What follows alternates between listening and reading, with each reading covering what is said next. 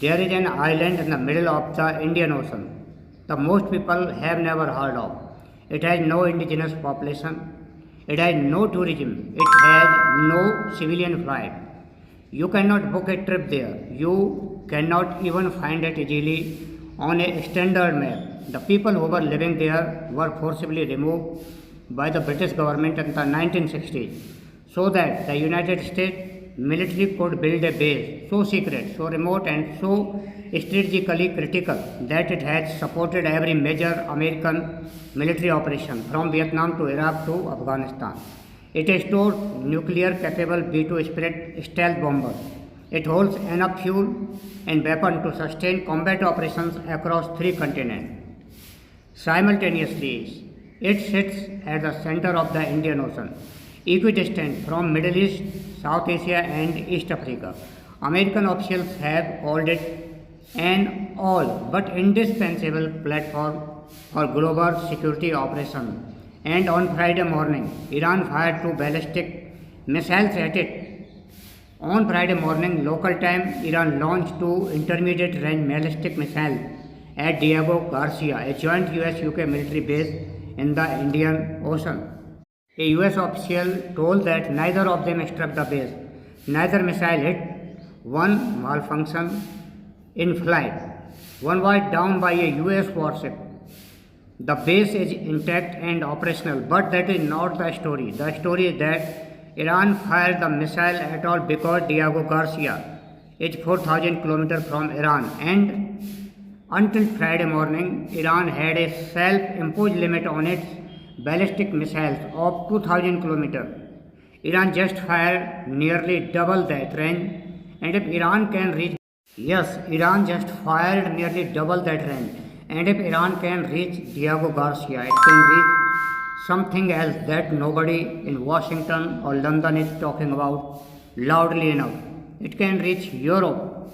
Start with what Diego Garcia is because most people watching this have never heard its name and they need to understand exactly what Iran just tried to destroy. The US has described the Diego Garcia base as an all but indispensable platform for security operations in the Middle East, South Asia and East Africa, home to about 2,500 mostly American personnel.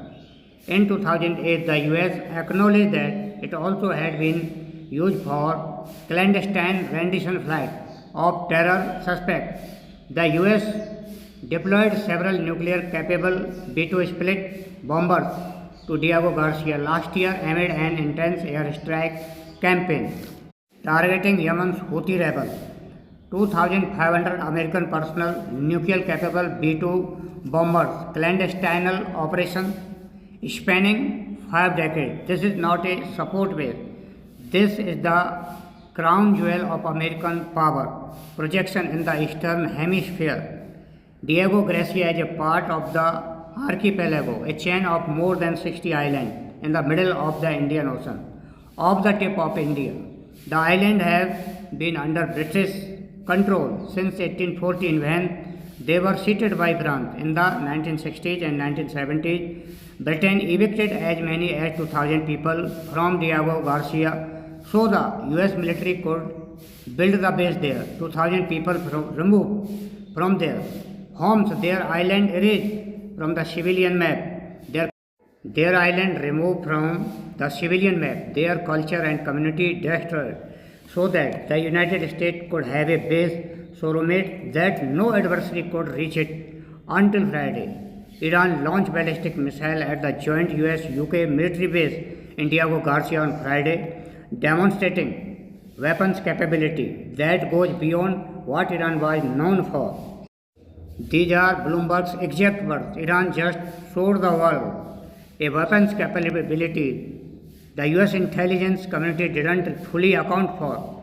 Now the technical details of what happened because the missile used tells you everything about what Iran was actually demonstrating. The incident has revealed an Iranian missile capability greater than previously estimated. Iran tried to hit something twice as far as it admitted it could reach.